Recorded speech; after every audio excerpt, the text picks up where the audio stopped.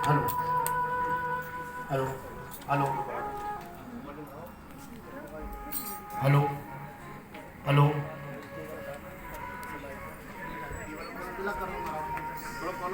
Hello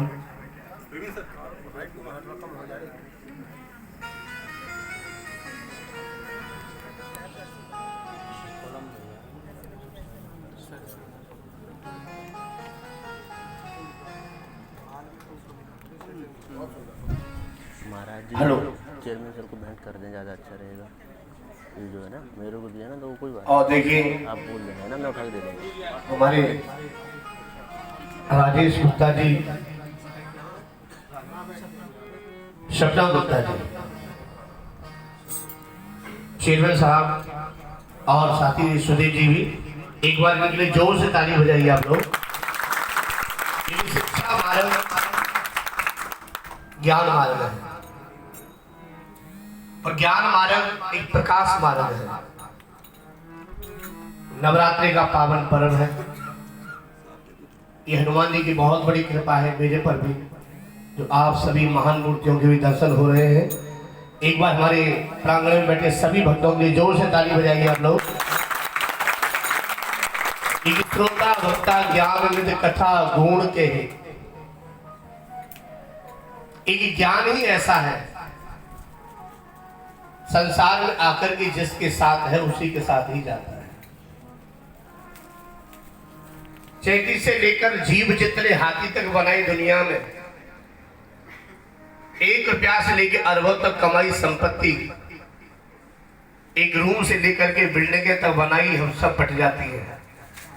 लेकिन ज्ञान शिक्षा मार्ग ऐसा है, ये बटता नहीं है, ये प्रेम से दिया जाता है और प्रेम से लिया जाता है।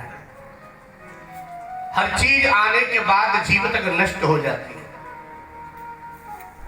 आज आपने किसी को खाना दिया, पेट में जाकर समाप्त हो गया। आज आपने किसी को धन दिया, जेब में जाकर के समाप्त हो गया।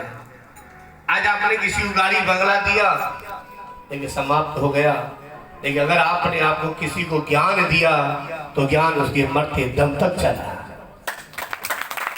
और चारों युगों में हनुमान जी कोई बहुत बड़ी परम शक्ति नहीं थी और शक्ति से कम भी नहीं थी। ये हनुमान जी ने अपने आप को क्यों श्रेष्ठ बनाया? क्योंकि श्रेष्ठ बनने के लिए जीवन में झुकना भी बहुत जरूरी है। हमें अगर एक पद मिलता है तो अनेकों पदों में हमें अहम आता है। हनुमान जी बल बुद्धि के दाता, संकट कटे मिटे सब पीरा, जो सुमिरत हनुमत बलवीरा, भूत पिशाच निकट नहीं आवे, महावीर जब। जो भी हमारे भैया जी नृत्य कर रहे थे, कि मैं नाम तो लेना पसंद नहीं करता, उनके लिए तो जितनी जोर से ताली बजाए उतना ही थोड़ा है। अपने आप को ईश्वर को समर्पित करना, और मैं यहाँ तक आप लोगों के दर्शन कर रहा हूँ तो इन्हीं की मेहरबानी है। राम कथा वहां चल रही है, लेकिन मुझे आते आते ऐसे लग रहा है इस प्रांगण में बैठे करके बोले कथा मेरी यही प्रारंभ हो रही है। इसलिए हनुमान जी बल बुद्धि के दाता है। हर चीज हनुमान जी के निकट है। हर युग में जितने भी देवी देवता है वे हनुमान जी के आगे नहीं चले, कि दुनिया चले ना श्री राम के बिना और राम जी चले ना हनुमान के बिना। नहीं, ऐसा क्यों?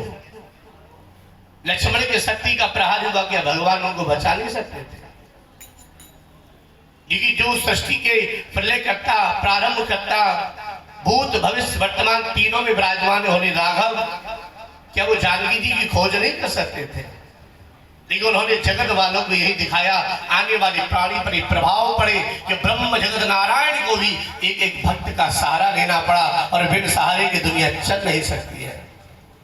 विषय मेरा ये नहीं है, विषय ये है कि 16,108 गोपियां, जो कभी कभी कन्हैया की तरफ भी जाना चाहिए, 16,108 गोपियां, लेकिन मुरली का ही वखान क्यों आता है? एक बार गोपियों ने कहा, ये मुरली जिस श्याम के लिए हम रात दिन एक करते हैं, जिसके लिए हमने घर छोड़ा, परिवार छोड़ा, कुटुंब छोड़ा, न दिन देखा न रात देखा, जमुना पार किए, लेकिन वो कृष्ण कभी हमको ऐसे नहीं पकड़े जैसे तुझे कभी छोड़ता ही नहीं। हर समय तू कृष्ण की अंग से स्पर्शित रहती है। तो मुरली ने कहा बोले कृष्ण मेरे को क्यों नहीं दूर करता? उसका कारण है, बोले जितनी कष्ट मैंने झेले हैं, जितनी प्रॉब्लम मैंने झेली तुम झेल नहीं पाओगे, क्योंकि तुम अपनी विपत्ति श्याम को सुनाती हो। तुम अपनी विपत्तियां श्याम को सुनाती हो। क्योंकि मैं चंद्र शब्दों में, ये समय का सबके पास अभाव है, इसलिए मैं चंद्र शब्दों में लाऊंगा। तो श्याम ने, मुरली ने कहा क्योंकि जितने कष्ट मैंने झेले, तो गोपी ने कहा तूने क्या कष्ट झेला? बोले पहले मुझे काटा गया, मेरे घर खानदान से दूर किया गया। ये मुरली बांस की है ना। पहले मुझे काटा गया, मेरे घर से दूर किया गया, कि हम घर से 24 घंटे दूर नहीं रह सकते, लेकिन मैंने सारा जीवन समर्पण किया। मेरी गांठ गांठ छेदी गई। छेदने का मतलब छिद्र बनाए, है ना। लेकिन फिर भी मैंने दर्द सहन किया। लेकिन आप श्याम को अपनी सुनाती हो, और मैं श्याम की व्यथा सारी दुनिया को सुनाती हूँ, इसलिए श्याम मुझे छोड़। और हनुमान त्रेता में सबसे क्यों पूजे गए? क्योंकि जब भगवान श्री राम लौट करके आ गए, अयोध्या में विराजमान थे, राज्य अभिषेक हो गया, सबने कहा मैंने उसे मारा, मैंने उसे मारा, मैंने उसे मारा। लेकिन हनुमान से पूछा, हनुमान आप